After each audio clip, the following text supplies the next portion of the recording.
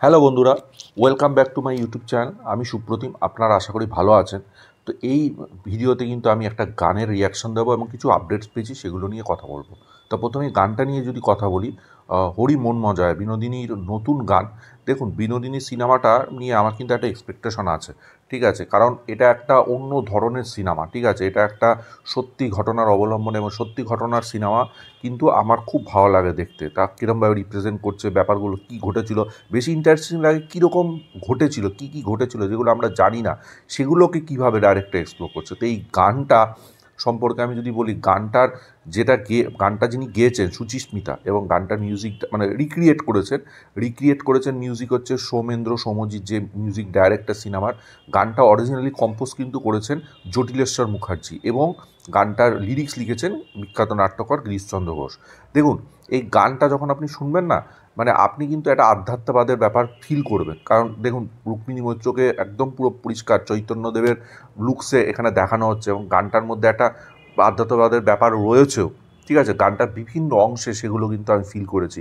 এবং যেটা এই গানটার সবচেয়ে বেশি হাইলাইট, সেটা হচ্ছে ভগবান শ্রী রামকৃষ্ণ পরমহংসদেবের যে আগমনটা এবং ওইখানে যে দৃশ্যটা, আমি বিশ্বাস করুন না, আমি ওই সময় একদম পুরো গুজবাম্প, মানে আমি থতমত খেয়ে গেছিলাম। দেখো ওই জায়গাগুলো ব্যাপক, মানে ওই অংশটা কিন্তু আমার এই গানের সবচেয়ে বেশি মানে গুজবাম্প মোমেন্টস লেগেছে। এবং ওখানে যেরমভাবে পোট্রে করেছে সেই জায়গাটা কিন্তু দারুণ, এবং যেখানে ওরমভাবে মিউজিকটা যেখানে দিয়েছে ওরকমভাবে ওইটা কিন্তু হেভি লেগেছে। তারপরে ধরুন ওই যারা বিরোধী, তারা যে ঢিল ছুঁড়ে মারছে, ঠিক আছে, ওখানে যে রুক্মিণী মৈত্রর এক্সপ্রেশন, রুক্মিণী মৈত্র যেরমভাবে সেটাকে পোট্রে করেছে, সেটা কিন্তু খুব ভালো লাগছে। দেখুন, যখন ডায়ালগ দিচ্ছে রুক্মিণী মৈত্র তখন কিন্তু একটু মডার্ন মডার্ন ফিল হচ্ছে, কিন্তু অভিনয়ের সময়, এক্সপ্রেশনের সময় তার কিন্তু ব্যাপক এক্সপ্রেশন, তার কিন্তু মানিয়েছে খুব, ঠিক আছে। এবং আমি আবারও বলছি, শ্রী শ্রী ঠাকুর রামকৃষ্ণ পরমহংসদেবের মুহূর্তটা এই গানের সবচেয়ে বেশি ব্যাপক জায়গা, ব্যাপক মোমেন্ট, এবং ওই মোমেন্টটা ভাই সত্যি দারুণ, ব্যাপক লেগেছে আমার, হেভি লেগেছে। গানটা কিন্তু ওভারঅল খুব ভালো গেয়েছে সুচিস্মিতা, এবং রিক্রিয়েশনও খুব সুন্দর হয়েছে, দারুণ হয়েছে।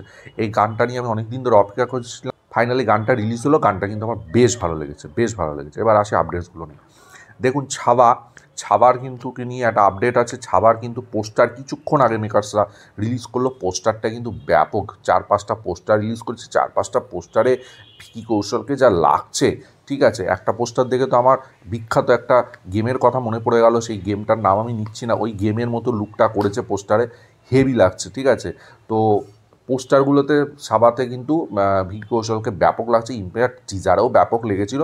তা 22 তারিখ কিন্তু ছাবার ট্রেলার রিলিজ হচ্ছে, এবং স্কাইফোর্সের সঙ্গে কিন্তু এয়ারটাচ থাকবে ছাবার টিজার, এটাও খবর পাওয়া যাচ্ছে। এবং 14 তারিখ সিনেমাটা রিলিজ করছে সিনেমা হলে।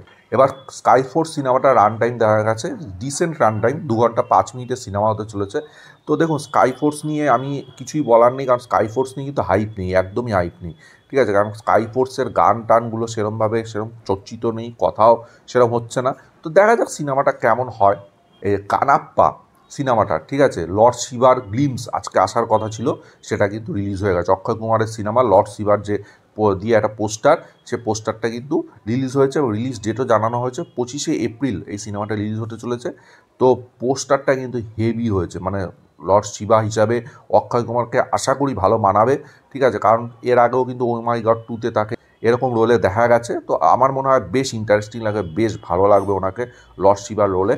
এই পোস্টারটা বেশ ভালো লেগেছে। আর তাছাড়া কিছু বলার নেই, এমনি পোস্টারটা, এছাড়া সেরকমভাবে কিছু না, একটা ওয়াইড শটে ওনাকে দেখানো হচ্ছে, যাক ডিসেন্ট পোস্টার। এবার ফৌজিকে নিয়ে আপডেট দেবো, প্রভাসের ফৌজি। তো ফৌজির কিন্তু আরেকটা শিডিউল শুরু হতে চলেছে, ঠিক আছে, মাদুরাইতে একটা শিডিউল শুরু হতে চলেছে, এবং এই শিডিউলে কিন্তু ব্রাহ্মণের চরিত্রে কিন্তু দেখা যাবে হচ্ছে প্রভাসকে। এবং যেটা শোনা যাচ্ছে, দেবীপুর গ্রামের প্রেক্ষাপটে কিন্তু এই সেট আপটা করা হয়েছে। 20 দিন মতন শ্যুট হবে, এবং কবে থেকে শ্যুটিং শুরু হবে সেটা কিন্তু খুব শিগগিরই জানা যাবে।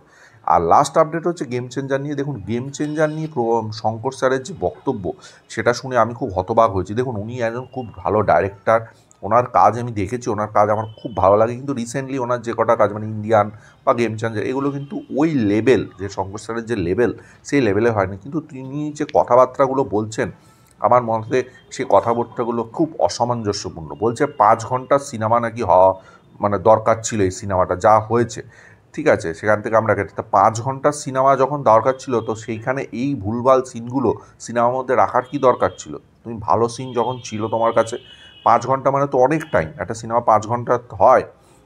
তো যাই হোক, আমার মতে উনি এও বলেছেন যে ইন্ডিয়ান 3 তিনি খুব ভালো করে বানানোর চেষ্টা করছেন। তো দেখা যাক কী হয়, তবে ওনার একটুখানি মনে হয় ব্রেক নেওয়া উচিত এবং উনি কথাবার্তা যেগুলো বলছেন একটু ভেবেচিন্তে বলা উচিত বলে আমার মনে হয়। আপনাদের এই পুরো ভিডিওটা নিয়ে কি মতামত অবশ্যই কমেন্ট বক্সে জানাবেন। ভিডিওটা ভালো লাগলে লাইক করুন, শেয়ার করুন, চ্যানেলটা অবশ্যই সাবস্ক্রাইব করে দিন। পাশে থাকা বেল আইকনটা ক্লিক করতে কিন্তু ভুলবেন না পরবর্তী নতুন কোনো আপডেটসের জন্য। ততক্ষণের জন্য গুড বাই বন্ধুরা।